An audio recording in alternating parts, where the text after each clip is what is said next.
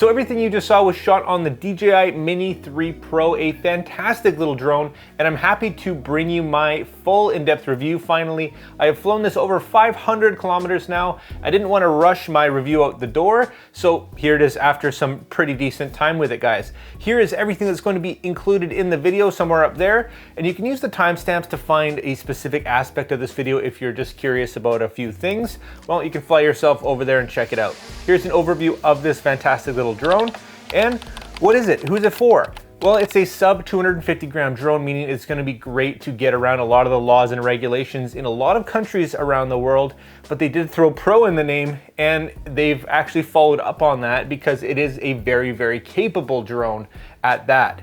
Is it a beginner's drone? Absolutely. It is a little bit pricier than its second generation brother there, but it does have a lot of the upgrades over the Mini 2 that we're gonna talk about and dig into today. Would I recommend this drone to you over the Mini 2? If you're somebody who's really excited about drones and you know you wanna follow through and you have some editing experience and whatnot and have the capabilities, then absolutely. But if you are just getting into drones, you don't know much about anything, you just wanna know you wanna fly and get some cool footage, maybe consider the Mini 2. Having said that, they're both gonna be very capable. This just has all the bells and whistles that most pretty much professionals are looking for, and it just happens to be under that weight limit, which is just a fantastic thing, so you don't need a big complicated license. So let's have a look at the image quality here. This thing is great, offering 4K 60, really high resolution, really sharp, really great looking footage. The dynamic range is actually really good with its improved sensor size.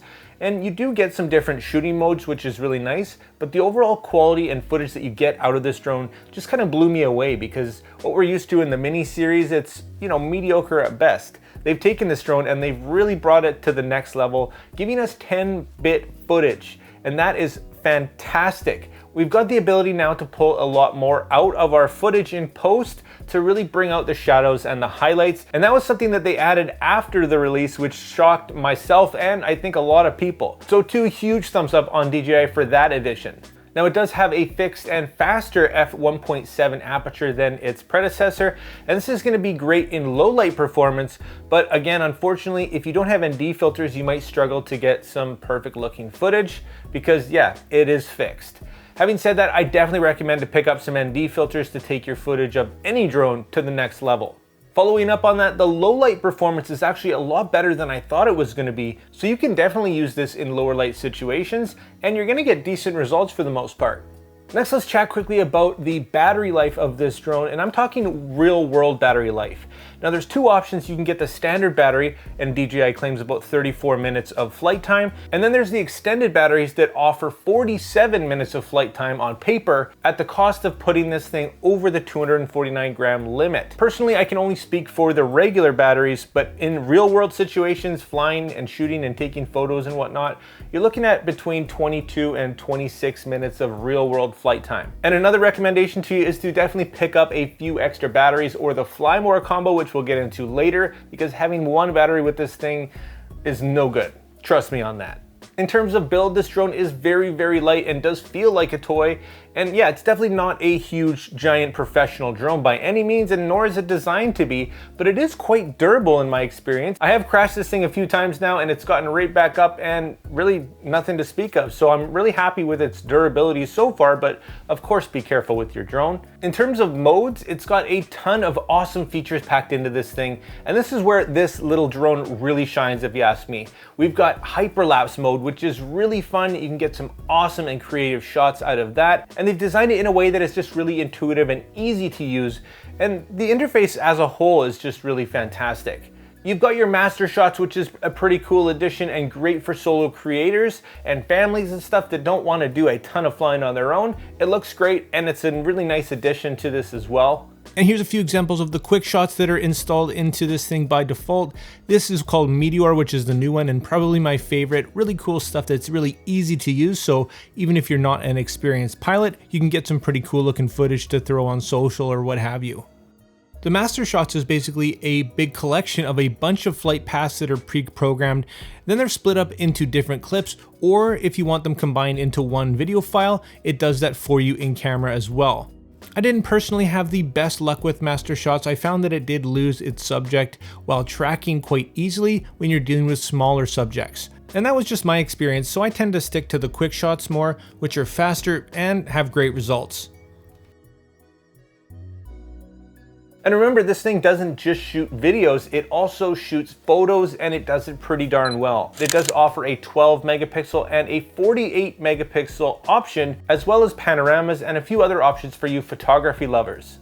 Looking a bit closer at some of the cool modes, it has got everything you need to take some great photos, including HDR photos, taking several exposures from 3 to 5, and then basically blending those together to give you an HDR or high dynamic range image. And this is very easy to do in camera, or you can take it manually as I did with the first 2 images, and then do it manually later in post. Here's a few more shots that I've taken. Great resolution, especially at the 48 megapixel setting, and I love shooting straight down with drones, but with the Mini 3 Pro, you can actually shoot 60 degrees upwards as well, which has pretty much never been done. I'm still looking for some cool shots to utilize this, but the option's there. There's also the option to shoot in high resolution panoramic mode, which is pretty cool. And for more drone photography tips, make sure you check out my video on that. Another huge addition, and something that was very, very much welcome for me, was the addition of active track into this little drone, and I have to say, it completely blew me away. It is a fantastic feature and I absolutely love using it. It is a lot of fun, and although it does have obstacle avoidance now, it does not have it on the sides. Only front and back, so do keep that in mind. And for the most part, it's done a great job at following me around, as well as avoiding things that it should. This is definitely my favorite addition to the Mini series drones, and as you can see here, it does a great job at avoiding obstacles as well as following me through some pretty hairy situations. I can't wait to get some more footage with it.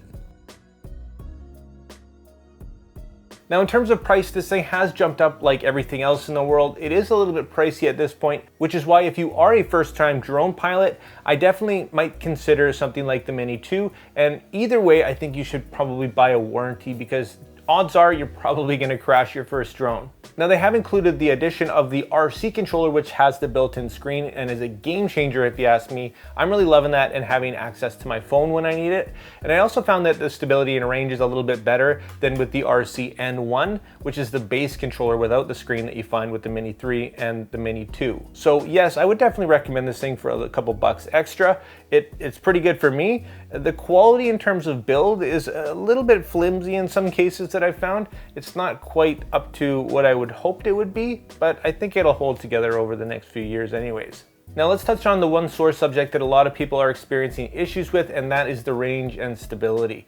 Unfortunately, right now in some countries, this thing does have a little bit of a connection issue when it comes to finding the right bandwidth, it looks like, and DJI is aware of it, so by the time you watch this video, hopefully it's worked out. It looks like there are a few workarounds and fixes coming, but for now, you really want to keep line of sight and make sure there's absolutely nothing in front of you to get some decent connection. Now, this thing is rated for about 12 kilometers, but there's absolutely no way that you'd ever want to go that far. And in my experience, you want to keep it relatively close, because you're going to lose connection a lot sooner than that in a lot of cases, unfortunately. Finally, there are a few must-have accessories that I'd recommend to you for this drone. One is this strap that you can easily attach to your controller, so if you can't put it down or you're using active track or riding a bike, you can just wear it around your neck, really nice and really inexpensive. The other is neutral density filters. My go-to is usually Freewell, which is a great inexpensive company with great performance. And like I mentioned before, definitely an extra battery or two. And that's it, guys. Links in the description. Like everything, it's got a few growing pains, but the overall drone itself, for what this thing offers, for the features packed in, for the quality that you get out of it, it is absolutely fantastic, and I would completely recommend this drone to you. Guys, I really hope you liked this video, and if you did, make sure you hit that like and subscribe button, join the community. I'll drop affiliate links down below, and like always, make mistakes, be yourself, and get out there and take some more pictures. See you next time.